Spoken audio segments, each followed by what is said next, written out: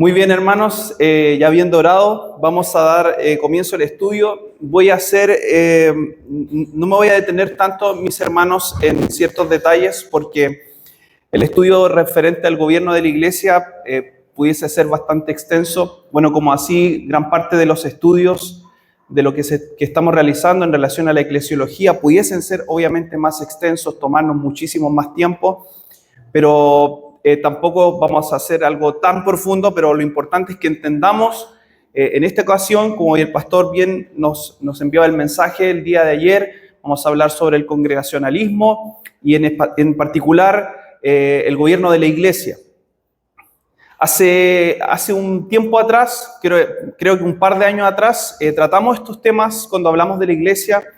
Tratamos el tema sobre los gobiernos que existen, ¿no es cierto?, dentro de las iglesias, cómo las iglesias son gobernadas, y en parte también tratamos lo que significa el congregacionalismo.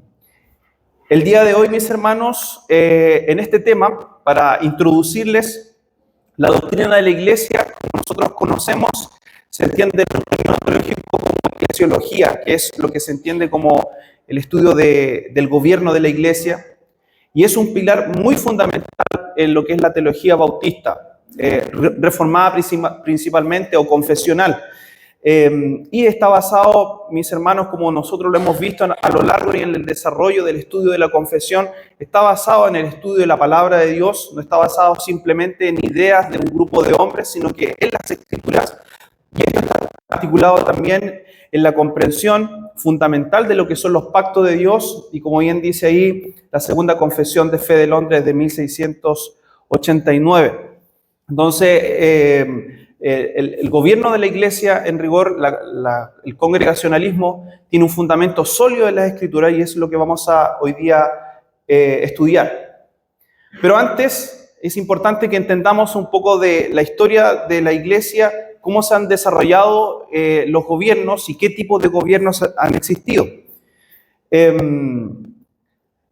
Dentro de los gobiernos existentes o que vemos nosotros desarrollarse en las iglesias está el gobierno episcopal, que como ustedes ven ahí en la diapositiva es un sistema en el cual la autoridad de la iglesia recae exclusivamente en obispos o en estas personas que están a cargo de la iglesia. No estamos hablando de una iglesia local, sino que estamos hablando de un gran número de iglesias, de un gran grupo de congregaciones, en donde se caracteriza porque existe una estructura jerárquica, ¿no es cierto? Ahí, en este tipo de gobiernos hay una persona que es el que tiene la autoridad sobre muchas otras iglesias, y tienen un poder obviamente significativo en la ordenación, como dice ahí, de ministros y en la disciplina eclesiástica. A menudo se argumenta su base histórica simplemente como la sucesión apostólica, que podríamos decir, como el catolicismo romano, y también otras congregaciones evangélicas desarrollan su tipo de gobierno. Aquí en Chile hay varias denominaciones evangélicas que mantienen un gobierno episcopal.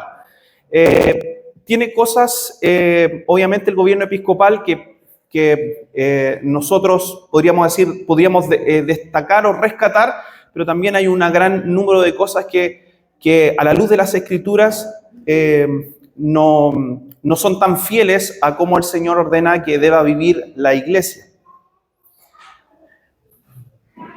El otro gobierno es el gobierno presbiteriano, que este gobierno también es más familiar para nosotros como bautistas, como el gobierno presbiteriano, ya que muchos de los hermanos a quien nosotros, incluyendo la confesión que tenemos, tiene un origen presbiteriano.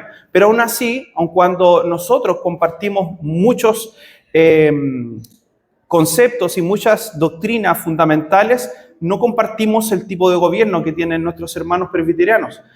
Como dice ahí este modelo, la autoridad reside en cuerpos representativos de ancianos, conocidos como presbiterios, sínodos o asambleas generales, y cada iglesia local es gobernada por un consejo de ancianos o presbíteros.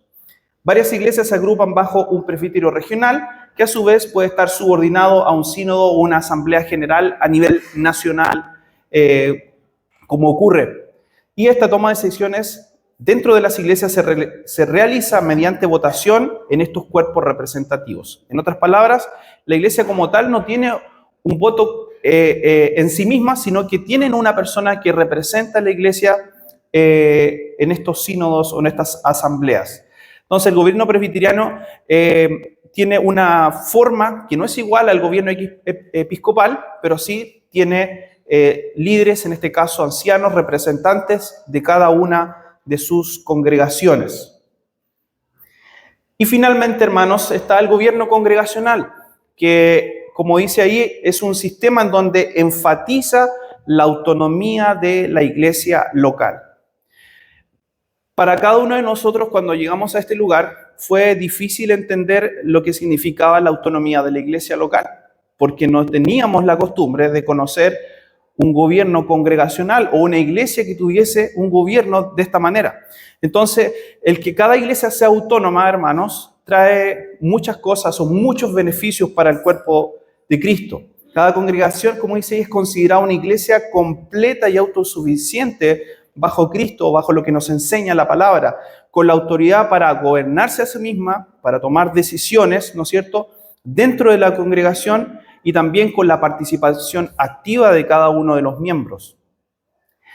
En la Segunda Confesión de Fe de Londres, que es el estándar doctrinal que tenemos los bautistas, ¿no es cierto?, se alinean bajo este gobierno congregacional, principalmente representativo, un gobierno congregacional representativo, ¿ya? Entonces, entendiendo los tres tipos de gobiernos que existen, vamos a irnos en profundidad a lo que es el congregacionalismo. ¿Qué es este tipo de gobierno? Volvemos a mencionar entonces desde esta perspectiva bautista reformada, bautista confesional, es el modelo de gobierno eclesiástico donde la autoridad suprema y soberana en la iglesia es del Señor, es de nuestro Señor Jesucristo. Y Él ha delegado una porción de su poder a la iglesia local para que ésta se gobierne a sí misma, como lo veremos más adelante, ¿ya? La segunda confesión de fe que tenemos nosotros, nuestra confesión de fe, establece en un capítulo que ha sido extendido, que es el capítulo 26, sobre la iglesia respecto a este punto.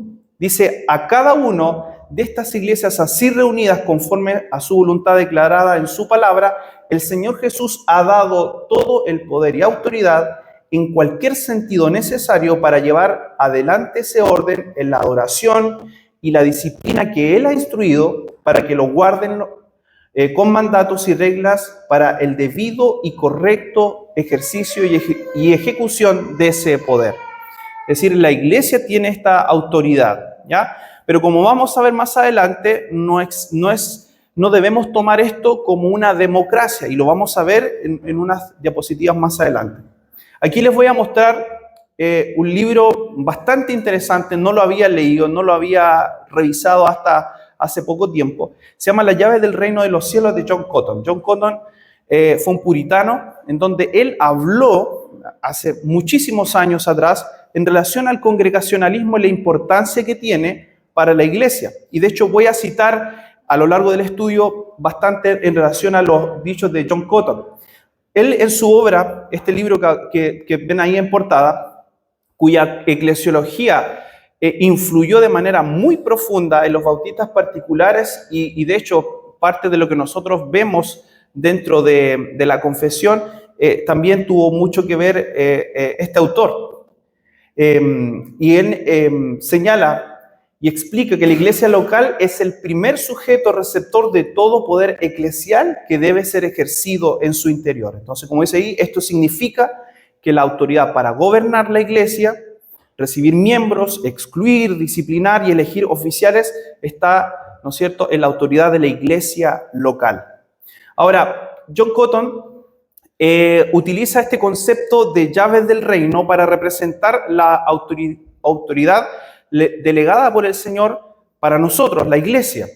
Y él utiliza estos conceptos, ¿no es cierto? No es como que fuera un poder jerárquico como tal, sino la capacidad que el Señor nos ha dado de manera inherente a cada congregación, es decir, a nosotros aquí en San Carlos, a nuestros hermanos, por ejemplo, en Lota, en Quillón, para que puedan guiar a través de los ancianos, ¿no es cierto?, a través del Espíritu Santo a cada congregación.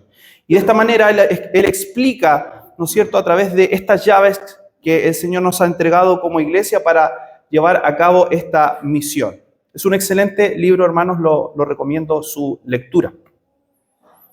Ahora, es importante destacar que este congregacionalismo representativo, tal como lo entendieron nuestros hermanos bautistas particulares en aquellos años, no es una democracia pura ni tampoco una anarquía. Y aquí hay que entender esto, hermanos, porque si fuese una democracia pura, significa que sería la congregación, es decir, la membresía la que gobernase. Y simplemente los líderes de la iglesia debiesen hacer lo que exclusivamente la membresía dijese. Pero tampoco es una anarquía en donde había un liderazgo absolutista que todo lo que dijese la congregación debía responder que sí. Sino que aquí John Cotton utiliza estas palabras y esto es lo hermoso de los hermanos, de aquellos hermanos, porque tenían una manera de escribir muy hermosa y dice: debida y dorado balance y equilibrio de poder y participación y autoridad y privilegio entre los ancianos y los hermanos. Entonces la iglesia es un conjunto que ejerce su libertad mientras que los ancianos ejercen su autoridad de gobierno. Entonces, hermanos, hay una armonía entre esto, ¿ya? Entre el ejercicio de la congregación, ¿no es cierto?, de los hermanos y también de los ancianos en la iglesia. Y esto es un congregacionalismo representativo, el que de cierta manera nosotros tenemos aquí dentro de nuestra congregación. Ahora, la congregación tiene deberes, así como también los ancianos. Y en este tercer punto vamos a ver cuáles son los deberes de la congregación. La congregación como... No sé si avancé, creo que apreté un botón, avanzó, sí. Ahí sí. La congregación o la fraternidad de miembros, que somos nosotros, la iglesia, juega un papel muy importante en el gobierno de la iglesia. Poseen lo que en este caso John Cotton denominaba la llave del privilegio, poder o libertad de la iglesia. Y esta libertad incluye no tan solo derechos, sino que también muchas responsabilidades. Y dentro de estas responsabilidades está, por ejemplo, la elección de oficiales. Tiene el poder la congregación y el privilegio de escoger sus propios oficiales, incluyendo esto entonces a los ancianos y diáconos. En el Hechos capítulo 14, verso 23, la palabra de Dios menciona la ordenación de ancianos elegidos por el levantamiento de manos, lo que esto obviamente indica la participación plena de la iglesia. O sea, hay una participación activa de los miembros en esta elección. Participación que también nosotros vemos en nuestra congregación y que veremos en un futuro próximo a la elección de nuestros futuros diáconos.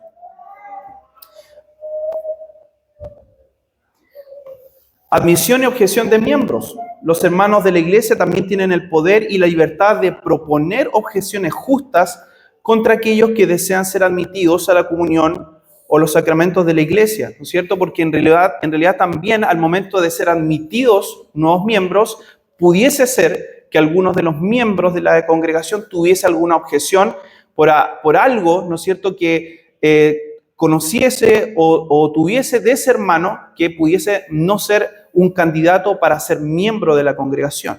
Hechos capítulo 9, verso 26 y 27 dice: cuando llegó a Jerusalén, bueno, esto ilustra cuando Saulo no fue admitido, ¿no es cierto?, inicialmente en la iglesia en Jerusalén. Y dice así el verso 26 y 27, cuando llegó a Jerusalén trataba de juntarse con los discípulos, pero todos le tenían miedo, no creyendo que fuese discípulo.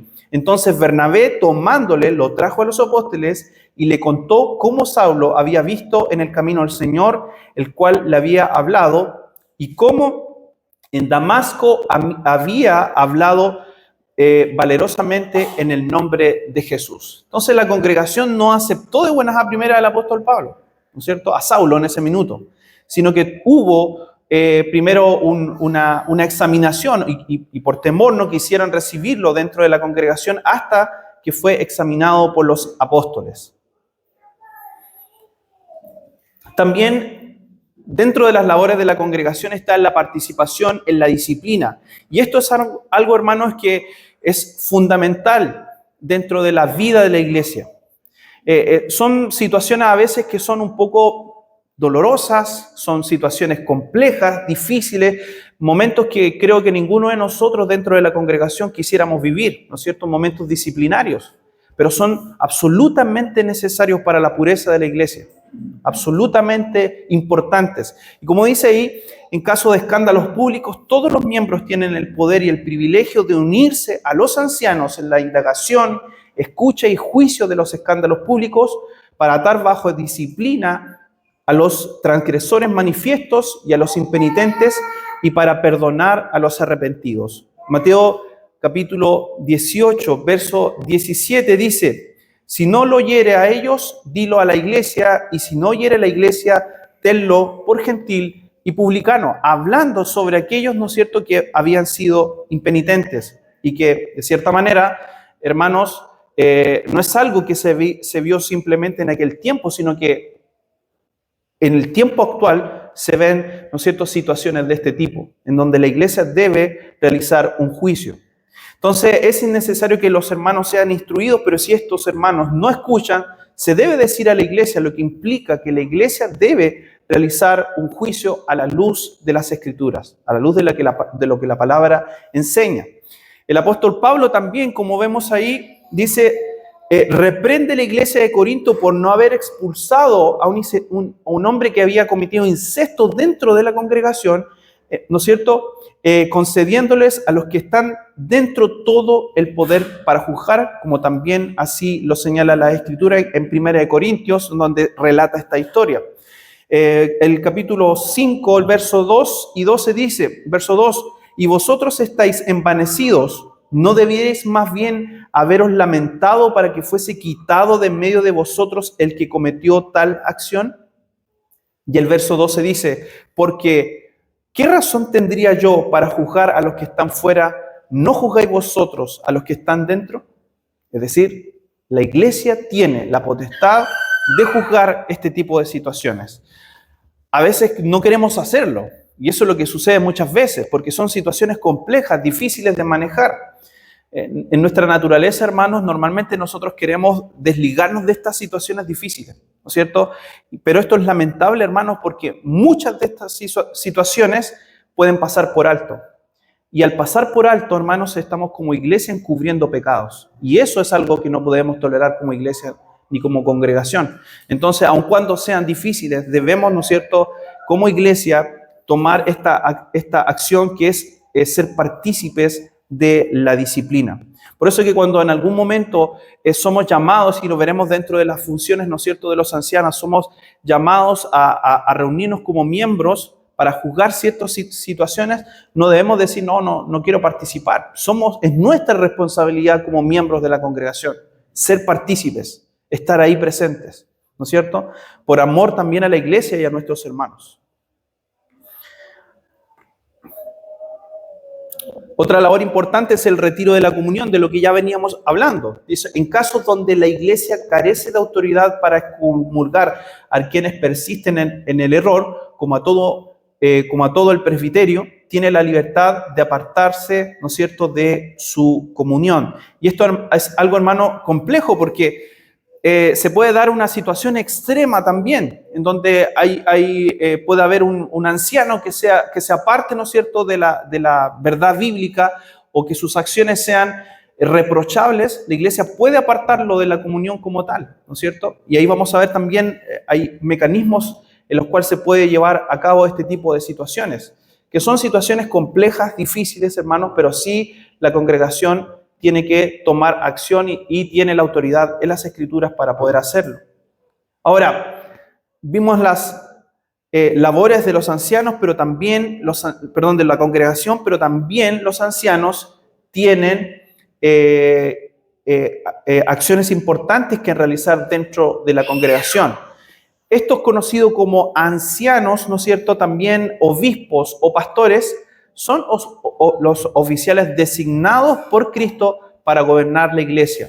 Y aquí hay que detenerse, porque no debemos confundir que en algunos lugares se considera a los diáconos como oficiales, siendo que en rigor los oficiales, según las Escrituras, son aquellos que son designados por el Señor para gobernar, en este caso son los pastores, ¿no es cierto? El diaconado no genera un ejercicio de gobierno en la congregación, sino que de servicio, y eso es necesario que nosotros lo tengamos en claro, hermanos. Entonces, dentro de los roles de los ancianos, el principal y más importante incluye la predicación y enseñanza, ¿ya? Esto los hermanos bautistas lo tenían muy claro y por eso dejaron como uno de los principales roles, por no decir el principal, el de enseñar la palabra de Dios como acto de gobierno, predicar la palabra con toda autoridad y la administración de los sacramentos o sellos como es el bautismo, ¿no es cierto? Como es el servicio de la cena del Señor, que es un acto que es vital dentro de la vida de la iglesia. Y por eso debe realizar, ¿no es cierto?, los ancianos de la congregación. En este caso, nosotros como iglesia tenemos un anciano que es el pastor, pero pueden haber iglesias, ¿no es cierto?, que puedan tener más de un pastor y ellos son los que administran estos sellos. También la convocatoria a asambleas. Los ancianos tienen el poder de convocar a la asamblea, ¿no es cierto?, reunirse cuando sea necesario para tomar decisiones importantes. Y esto no entendamos que no es el culto público, no es citar al culto público, como el día de hoy, sino que citar a una sesión para tomar decisiones importantes dentro de la iglesia. Otra de las labores de los ancianos es el examen de candidatos. Si en algún minuto van a haber candidatos al pastorado, es necesario que los ancianos o el anciano de la iglesia examine, ¿no es cierto?, ya sea a quienes sean los candidatos, pero también a miembros antes de ser recibidos en la iglesia. Y esto es muy importante. Es decir, la examinación de aquellos que van a ser parte de la membresía es necesario que sean examinados. Y como ustedes y muchos de los que están aquí, antes de haber sido miembros, pasaron, ¿no es cierto?, por un proceso de premembresía donde fueron enseñados, ¿no es cierto?, en relación a las doctrinas esenciales de la iglesia y examinada también su conducta antes de ser recibidos como miembros. La ordenación también de oficiales, en este caso, principalmente pastores y también a diáconos como miembros, ¿no es cierto?, de la iglesia, o sea, que son miembros de la iglesia para que ellos cumplan este rol dentro de la congregación. Dirección de discusión en las asambleas, que es un acto importantísimo. Nosotros como miembros podemos de repente tomar una postura no adecuada, pero sí es necesario de que hay una dirección, una guía en las asambleas, y en este caso también los ancianos tienen la autoridad para abrir la puerta al discurso también y del silencio dentro de las asambleas, cuando sea así necesario. Preparación de algunos asuntos. Corresponde también, como dice ahí, a los ancianos preparar de antemano los asuntos que han de ser tratados por ellos mismos y por otros ante la congregación. Esto incluye considerar si la transgresión realmente tuvo lugar cuando se trate de alguno de estos temas, ¿no es cierto? Y si está debidamente probada y si los hermanos siguieron el proceso ordenadamente. Es decir, no necesariamente porque alguno de nosotros vaya a presentar alguna demanda o algo sobre un hermano, va a ser expuesto a la congregación, sino que los ancianos, en este caso el pastor, puede evaluar previamente la situación si es necesaria que ésta sea presentada a la congregación, si hubieron todos los pasos bíblicos previos antes de ser presentada a la iglesia. Es algo que también en este caso debe ser debidamente estudiada por los ancianos de la iglesia, en este caso el anciano. Otra de las acciones que realiza, que son creo que las decisiones más duras, es la de dictar sentencias. En el tratamiento de una transgresión ante la iglesia, los ancianos tienen la autoridad para informar a la iglesia sobre la voluntad de Cristo o entendamos así lo que dice la palabra de Dios para la disciplina y con el consentimiento de la iglesia dictar sentencia. Hay unos conceptos que dicen ahí, poseen la autoridad, dice justicer, administrar justicia, y sentencia en fe, dictar sentencia. Eso quiere decir que tienen la autoridad para hacer esto, ¿no es cierto? Y después de que la congregación discierne de manera consciente ante las evidencias, ¿no es cierto?, se puede realizar un juicio, en este caso los ancianos, para, como dice ahí, proceder, ¿no es cierto?, a pronunciar una sentencia formal en relación al estado de algún hermano. Como lo dije hace un momento, son situaciones difíciles, ¿no es cierto? No es algo fácil, yo creo que para ningún anciano, ni tampoco para la congregación, llegar a estas situaciones, pero sí, lo vuelvo a repetir, es algo total y absolutamente necesario dentro de la iglesia. En Corinto, como vimos el caso que lo señalaba el apóstol Pablo finalmente terminó reprendiendo a la iglesia de Corinto porque no hicieron lo que debieron haber hecho. Ellos no realizaron el juicio adecuado en el momento adecuado y por eso obviamente estaban viviendo las situaciones que estaban viviendo. Por eso es súper importante de que esto sea llevado a cabo de manera íntegra dentro de la congregación. Una de las cosas bien importantes que noté dentro de lo que los bautistas hacían y también señalaban como uno de los deberes de los ancianos es tener el poder de despedir a la iglesia con una bendición en el nombre del Señor. Es algo que también se le daba, ¿no es cierto?, como connotación a los ancianos de poder bendecir a la iglesia en el nombre del Señor al momento de despedirlo en el culto. Y ya por último, advertencia y corrección privada. Acusan en este punto dice, acusan privadamente a cualquiera de los miembros con el propósito de que ninguno de ellos viva desordenadamente, sin una vocación, ni ociosamente en su vocación, ni escandalosamente en ninguna forma. Eso quiere decir que también los ancianos tienen la labor de poder corregir de manera privada a cada uno de nosotros los que somos miembros.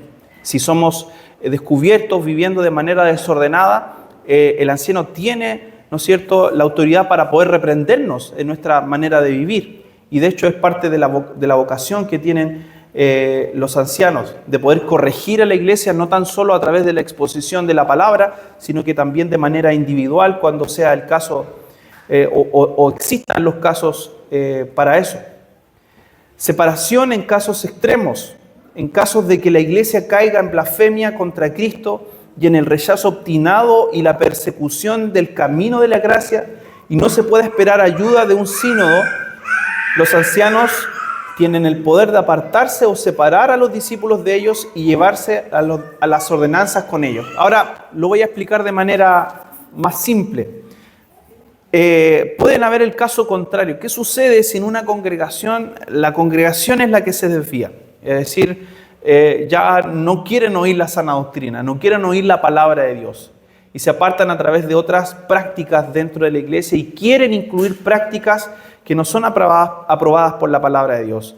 Bueno, los ancianos pueden apartarse de esa congregación, decir, bien, si ustedes quieren seguir de esta manera, ustedes pueden seguirlo haciendo, pero aquellos hermanos que siguen, ¿no es cierto?, la sana doctrina, pueden salir de ahí, de ese lugar. De hecho, y eso, hermanos, ha ocurrido en otras congregaciones, donde se han desviado y donde algunos pastores y hermanos han salido de esos lugares porque la congregación, de cierta manera, no ha querido seguir la sana doctrina. Es algo, hermano, que también una condición compleja, difícil de poder llevar, pero también los ancianos tienen la autoridad para poder hacerlo, para poder preservar la sana doctrina dentro de la congregación. Y son cosas que en estos tiempos, hermanos, quizás no se ven recurrentemente, pero en años anteriores, o por lo menos la historia señala que sí, en muchos lugares ancianos se apartaban de congregaciones en donde estaban tomando una dirección no a la luz de las Escrituras. Bien, estos son dentro de las principales labores, dentro de las muchas otras que hay, que tienen los ancianos dentro de del gobierno de la iglesia. Y quisiera hablar ahora sobre las áreas donde la Biblia deja entonces la responsabilidad a la iglesia, de lo que ya un poco hemos hablado en relación al congregacionalismo, el gobierno de la iglesia. La Biblia establece, hermano, áreas muy específicas donde la responsabilidad está sobre la iglesia, donde la iglesia local ejerce esa autoridad dentro de la congregación, en esta autoridad congregacional. Ya lo hablamos, lo dijimos, ¿no es cierto? Señalamos el capítulo 18 de Mateo, en donde la Escritura lo dice así. Leí el verso 17, pero leeré el 18 en esta ocasión, de Mateo capítulo 18. Dice: si no lo hieren a ellos, dilo a la iglesia, y si no hieren a la iglesia, tenlo por gentil y publicano. De cierto os digo que todo lo que atéis en la tierra será atado en los cielos, y todo lo que desatéis en la tierra será desatado en el cielo. La iglesia local, con el consentimiento de la congregación y la dirección de los ancianos, tiene la autoridad en este caso para excomulgar a un transgresor que tiene una actitud, ¿no es cierto?, obstinada, que no muestra arrepentimiento. Y ahí por eso la Escritura en Mateo 18 muestra como base fundamental, indicando de que la iglesia es la que tiene que ejercer esa disciplina, ¿no es cierto? Y si obviamente no escucha a la iglesia, no escuchó a los ancianos o a los hermanos en este caso, hay que tener a esa persona como gentil y publicano. Simplemente no ha querido obedecer a Cristo y a su palabra, no ha querido obedecer a los consejos, ¿no es cierto?, de los ancianos. La persona no podemos tenerla como por hermano o cristiano en esa condición. Y la autoridad entonces que nos da la palabra pueden ejercer la disciplina necesaria en esos casos. Recepción de miembros, también lo vimos como parte, ¿no es cierto?, de lo que hacía la congregación, la responsabilidad también de votar en la recepción de miembros, pero es algo que la Biblia le da, ¿no es cierto?, a la iglesia la autoridad. La iglesia tiene la libertad de admitir a aquellos que profesan su fe en Cristo. La práctica de la iglesia primitiva, como la admisión de Saulo inicialmente en Jerusalén, hasta que se disiparon las objeciones, demuestran, ¿no es cierto?, este privilegio que tenía la iglesia. La disciplina eclesiástica, que ya lo vimos también, como lo mencionamos anteriormente, la disciplina de las transgresiones, ¿no es cierto?, tanto privadas como públicas, es una responsabilidad de la iglesia, en actuación, ¿no es cierto?, de la congregación como de los ancianos. La confesión, nuestra confesión, en el capítulo 26, en el párrafo 7, enfatiza que Cristo le ha dado a la iglesia local, como ya lo mencionamos, todo el poder y autoridad en cualquier sentido necesario para llevar adelante ese orden en la adoración y la disciplina que Él ha instruido. Es decir, no debemos olvidar de que la iglesia tiene entonces esta autoridad para ejercer esta disciplina. Elección de oficiales también, como ya lo mencionamos, tanto de ancianos y principalmente ancianos como diáconos, en un acto en donde la congregación elige a estos hombres. La iglesia, mediante votación, escoge a quienes por intermedio del Espíritu Santo han sido calificados, ¿no es cierto?, tanto para el ministerio como para el servicio.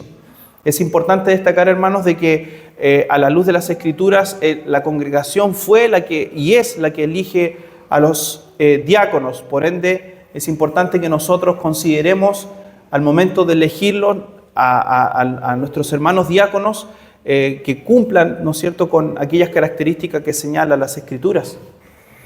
En temas financieros importantes, aunque la Escritura no detalla explícitamente ni tampoco la confesión responsabilidades en relación a esto, la Escritura sí, mis hermanos, vemos algunas cosas importantes al respecto. La naturaleza congregacional de la iglesia implica también que muchas decisiones financieras importantes afecten a la iglesia, como lo dice ahí, en su conjunto. Y en apoyo, ¿no es cierto?, a lo que nos dice la Escritura en 1 Corintios, que habla al relación a esto, en donde el apóstol Pablo menciona a la iglesia, tanto de su vida de él como de Bernabé, en los cuales ellos estaban trabajando, siendo que ellos pudiesen haber pedido de que la iglesia los mantuviese. Ellos, por amor a Cristo y a la iglesia, ellos decidieron de sí mismos trabajar.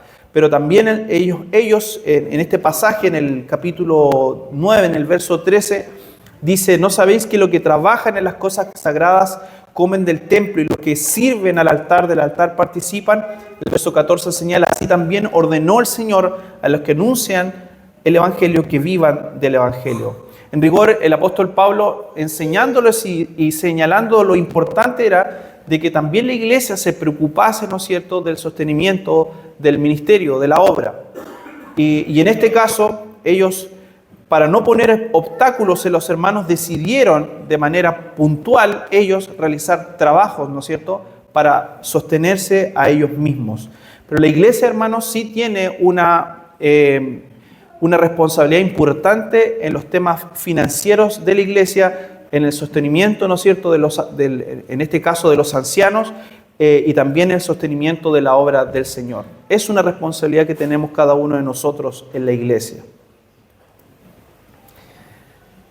¿En qué otras áreas deja la responsabilidad las Escrituras a la iglesia en la comunión con otras iglesias? Las iglesias locales tienen la libertad de comunicarse y asociarse con otras iglesias para consulta, ayuda mutua y edificación, sin que ninguna tenga autoridad o jerarquía sobre otra. Y esto, hermanos, es importante porque la iglesia necesita, ¿no es cierto?, no estar sola. Vemos en la Escritura como en el testimonio de la palabra de Dios, como algunas congregaciones se ayudaban mutuamente y enviaban recursos, enviaban dinero, ¿no es cierto?, para apoyar a otras congregaciones. Y no digamos que eran iglesias grandes, sino que de repente podía ser una pequeña iglesia que ayudase a otra iglesia, y eso es algo que nosotros vemos en el congregacionalismo, en donde las iglesias ayudan a otras que están en dificultades. Y eso es una bendición para el cuerpo, hermanos, que nosotros podamos tener comunión con otras iglesias y ayudarnos de manera mutua. Es decir, lo que nosotros estamos haciendo con nuestros queridos hermanos en Quillón es parte de este gobierno congregacional donde nosotros ayudamos a la iglesia, ¿no es cierto? Es una iglesia hermana que nació, que emergió de nosotros, ¿no es cierto?, para que ellos puedan seguir creciendo hasta que en algún momento ellos puedan sostenerse por sí mismos. Así también, mis hermanos, nosotros fuimos ayudados en su tiempo como iglesia para que nosotros pudiésemos ser la iglesia que somos ahora. Entonces, es importante la comunión de unas iglesias con otras. Actualmente nuestra iglesia pertenece a una asociación de iglesias, ¿no es cierto?, bautistas, en donde existe comunión, donde mantenemos una misma fe, tenemos una misma confesión, y que obviamente también esta comunión permite ir en ayuda de iglesias que están emergiendo, están creciendo. Es una bendición para el cuerpo de Cristo que exista este tipo de comunión, mis hermanos. Otro tema importante, mis hermanos, es como base bíblica entender de que como base bíblica para el congregacionalismo es que lo que nosotros creemos o se postula en relación al congregacionalismo, porque podría alguno decir, pero es que prefiero más el gobierno, ¿no es cierto?, presbiteriano o el gobierno episcopal como parte de los gobiernos. Pero en rigor, la base bíblica para el congregacionalismo, mis hermanos, principalmente dentro de nuestra teología bautista, tiene muchos puntos claves en donde se fundamenta. Como primer punto, la soberanía de Cristo como cabeza de la iglesia. Cristo, mis hermanos, y lo sabemos, es la única cabeza y rey de su iglesia, y toda autoridad reside en el Señor, solo en Él. El poder delegado en la iglesia es un poder ministerial y administrativo, subordinado a la voluntad de Cristo y que está revelado en su palabra. Es decir, no hay otra autoridad que no sea dada por Cristo, y el Señor ha dado entonces esa autoridad a la iglesia. La autonomía de la iglesia local, algo muy importante y que lamentablemente vemos, ¿no es cierto?, y hay evidencia de eso. Lamentablemente, cuando las iglesias no tienen autonomía, hermanos, no hay crecimiento en las iglesias. Vemos en iglesias que tienen gobiernos episcopales en donde no crecen, lamentablemente. No hay un gobierno dentro de esas iglesias. La segunda confesión de fe establece que cada iglesia local es autosuficiente para su gobierno bajo Cristo. No hay un presbiterio o un sínodo, en este caso, de superiores con poder jurisdiccional sobre las iglesias individuales. En este caso, Cotton, a quien consulté en su escrito, argumenta de manera muy clara que el poder del sínodo es doctrinal y consultivo, no ejecutivo en cuanto a la excomunión de iglesias o miembros. ¿Qué quiere decir esto? Que si por algún motivo es necesario nosotros solicitar la consulta a otra iglesia o un grupo de iglesias, como en este caso es SABAR, que es la Asociación de Iglesias Bautistas, ellos no tienen jurisprudencia sobre IBR San Carlos, pero sí podemos consultar para buscar sabiduría, para buscar una opinión, ¿no es cierto?, de las otras congregaciones. Pero ellos no van a tener la autoridad para poder tomar el control, ¿no es cierto?, de la iglesia, porque nosotros somos la iglesia local y ellos también tienen sus propias iglesias locales. Entonces, ahí se busca comunión para, como dice ahí, para buscar consulta, ¿no es cierto?, sabiduría en relación a toma de muchas decisiones que a veces son difíciles, principalmente, hermanos, para los ancianos.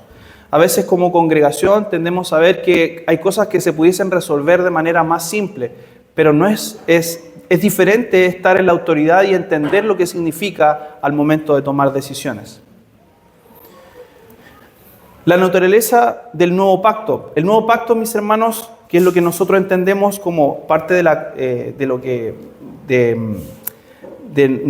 nuestra identidad como bautistas, muestra o habla sobre la constitución de la iglesia y establece que todos los miembros del pacto, es decir, los creyentes, conocen al Señor y tienen su ley escrita en sus corazones. Esto implica que existe una membresía regenerada y también hay una participación activa en los asuntos de la iglesia, ya que todos están capacitados por el Espíritu para poder ejercer, ¿no es cierto?, esta acción.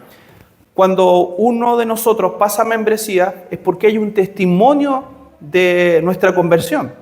No pasamos a ser miembros simplemente porque llevamos muchos años aquí o porque a lo mejor lo adquirimos a través de, no sé, de la antigüedad.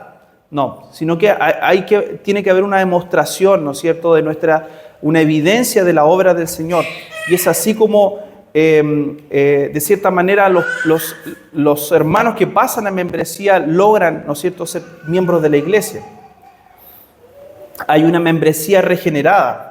El Catecismo Bautista, un documento muy importante, así como también la Segunda Confesión, enfatiza que el bautismo debe ser administrado solo a aquellos que realmente profesan arrepentimiento para con Dios, en nuestro Señor Jesucristo, y también obediencia a Él. Esta distinción, mis hermanos, es fundamental dentro del congregacionalismo representativo o bautista, ya que el bautismo es de personas creyentes, es decir, no es un bautismo en conversos, sino es credo bautismo. Y la membresía regenerada, entonces, son distintivos de las iglesias que operan entonces bajo este nuevo pacto, porque hay una disposición consciente de lo que yo he creído y que lo he demostrado, ¿no es cierto?, a través del testimonio que tenemos como iglesia. Bien, algunos pasajes claves que ya los mencioné, los voy a dejar acá y posteriormente también, hermanos, les voy a compartir, si ustedes quieren, también la presentación sobre este estudio. Mateo capítulo 18, verso 15 al 18, este pasaje entonces es fundamental para la disciplina de la iglesia, donde la queja final debe llevarse a la iglesia, a la congregación, en donde tiene la capacidad de en este caso, excomulgar, como también perdonar a aquellos que han sido miembros de la iglesia y que han confiado, ¿no es cierto?, en el testimonio de ella misma. Primera de Corintios capítulo 5, Pablo instruye a la iglesia de Corinto a expulsar de entre vosotros el malvado, lo que dice en el verso 13, lo que demuestra que la autoridad para la excomunión reside dentro de la congregación. Hechos capítulo 6, del verso 3 al 5, hablando sobre la elección de los diáconos como parte de la multitud de discípulos, subraya la participación de la congregación en la selección de estos oficiales. Y Hechos capítulo 15, este capítulo que describe el concilio de Jerusalén, es interpretado por los congregacionalistas como un modelo de consulta y consejo entre iglesias, no como un cuerpo jerárquico con autoridad coercitiva sobre las iglesias locales. La carta resultante, se dirigió a los apóstoles y a los ancianos y a los hermanos, indicando claramente la participación entonces de la congregación. Y finalmente, hermanos, en Gálatas capítulo 5, verso 13, dice: Pablo se dirige a la iglesia enfatizando su libertad en Cristo, la cual incluye la libertad de ordenar sus asuntos eclesiásticos. Gálatas capítulo 5, verso 13 dice: porque vosotros, hermanos, a libertad fuisteis llamados, solamente que no uséis la libertad como ocasión para la carne, sino servíos por amor los unos a los otros. Entonces, hermanos, el servicio de la iglesia debe ser por amor. Pero también debemos entender, hermanos, a la luz de lo que hemos estudiado, de que ser parte de la iglesia no es simplemente reunirnos los días domingos y estar dentro de un culto, sino que hay una responsabilidad de parte de nosotros en la dirección de la iglesia, de la congregación. Finalmente, hermanos, para concluir, la eclesiología bautista, en este caso bautista reformada, está anclada, ¿no es cierto?, fundamentalmente al congregacionalismo. En nuestro caso, al congregacionalismo representativo, el que sostiene que la iglesia local es el lugar donde Cristo ha investido su autoridad ministerial. Y esta autoridad, mis hermanos, se ejerce a través de la cooperación y el equilibrio entre la libertad de la congregación, lo que señalamos, y también la autoridad de los ancianos, en donde como congregación respetamos la autoridad de los ancianos, ¿no es cierto?, y hacemos valer esa autoridad. Y todo bajo la soberanía de Cristo, conforme a la constitución del nuevo pacto que está, ¿no es cierto?, revelado en las Escrituras.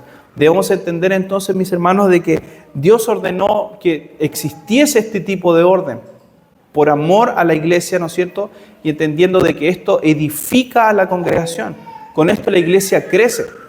Porque lamentablemente, hermanos, para los que tenemos o tuvimos llamémoslo así, la oportunidad de haber participado en otras congregaciones con otros tipos de gobiernos, vemos cómo es difícil poder ver un liderazgo o ver una disciplina correcta dentro de la iglesia si no existe, ¿no es cierto?, un gobierno correcto dentro de la congregación. La disciplina es muy necesaria, hermanos, y creo que es fundamental que en este caso nosotros como bautistas entendamos de qué se trata y cómo es que éstas se llevan a cabo. Nosotros como iglesia también entendemos, hermanos, de que el libro de orden que tenemos es parte de esta ayuda para que nosotros como iglesia entendamos el orden que debemos llevar, en donde las situaciones que se llevan a cabo deban tener un flujo, una manera de cómo ser tratadas. Y es parte también de nosotros orar para que cuando sucedan situaciones en donde debamos como iglesia dar nuestra apreciación, ya sea para una amonestación, ya sea tanto para exclusión como también para admitir nuevos miembros, estemos siempre con un corazón dispuesto a honrar al Señor principalmente, hermanos, porque honramos al Señor con esto. Excomulgar es algo duro, es algo difícil, creo que es algo que ninguno de nosotros quiere, pero es algo tan necesario, hermanos, para la vida de la iglesia. En el tiempo antiguo nosotros, mis hermanos, vemos como en iglesias, por no haber realizado este tipo de cosas, la iglesia se contamina. La iglesia se puede contaminar incluso con influencias negativas de doctrinas herejes incluso, que pueden simplemente hacer que la iglesia se torne en otra cosa y apartar a la congregación de la palabra de Dios. Que eso, hermanos, nunca nos suceda, sino que siempre podamos estar dispuestos a honrar al Señor y a su palabra. Hermanos, preguntas, dudas. Es un tema complejo, así que no hagan preguntas tan complejas porque es un tema difícil, pero sí sé que pueden haber dudas al respecto.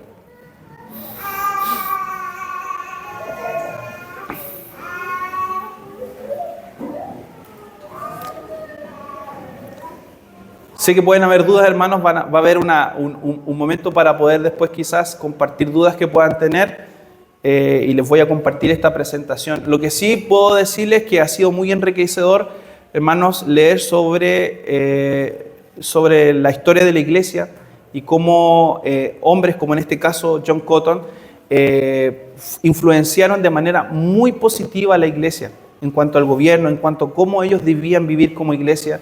Y así como también muchos otros hombres, principalmente los puritanos, que también ellos le dieron una una influencia importante a la congregación, principalmente a las familias dentro de la congregación. Así que también es una recomendación si queremos profundizar en estos temas. Pastor. Sí, hermano, quiero dar gracias por la enseñanza, también estuvo bastante buena, muy clara. Gracias por prepararse, hermano. Y bueno, el día jueves vamos a estar retroalimentando tanto el estudio como el sermón, así que si van teniendo dudas, vayan tomando notas, porque los días jueves vamos a practicar eso, el poder repasar tanto el estudio como el sermón del día domingo. Y bueno, una de las herencias, creo yo, más ricas de la iglesia bautista particular, que nace en el siglo XVI, es su eclesiología. Y creo que debemos destacarla, valorarla y enseñarla porque es uno de nuestros distintivos y también parte de lo que la Escritura enseña en cuanto al gobierno de la iglesia. Y hay libros muy buenos sobre esto también que han salido últimamente que nos pueden ayudar. Por ejemplo, hay un libro que se llama Edificación y Belleza que habla acerca de cómo las iglesias bautistas particulares funcionaban en el siglo XVI, que mencionó usted, la llave del reino del mundo, entre otros que pueden servirnos mucho para profundizar más en este tema. Amén, amén. Gracias, pastor. Hermanos, así que eso, si tienen sus dudas, el estudio del día jueves podemos ya profundizar. Oremos al Señor para ya concluir este tiempo de estudio.